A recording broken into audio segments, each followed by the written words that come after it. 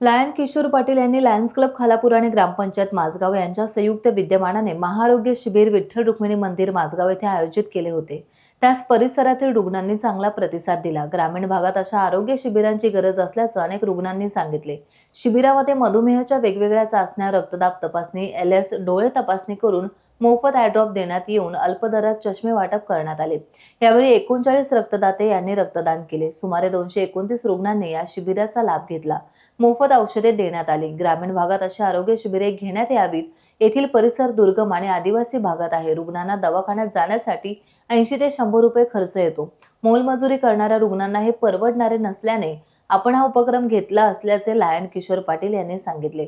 शाळेतील विद्यार्थ्यांना शैक्षणिक साहित्य वाटप करण्यात आले, तर आलेल्या रुग्णांना मोफत जेवण देण्यात आले।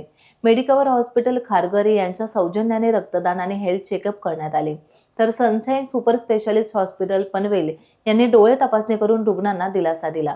यावेळी लायन लहू भोईर, जितेंद्र सकपाळ, हरिभाऊ जाधव यांच्यासह सरपंच आणि ग्रामपंचायत सदस्य उपस्थित होते। कार्यक्रमाचे सूत्रसंचालन जयवंत पाटील यांनी केले।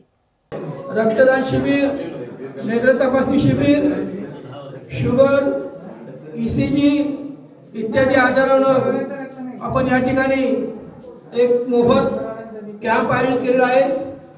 तरी सर्व नागरिकांनी या शिबिराचा सर्वांनी लाभ घेण्यासाठी सर्वांना विनंती करतो। सर्वांनी या ठिकाणी मंदिरामध्ये यायचं आहे। टाइम्स डिजिटलला लाईक करा, शेअर करा, सबस्क्राईब करा आणि बेल आयकॉन दाबायला विसरू नका।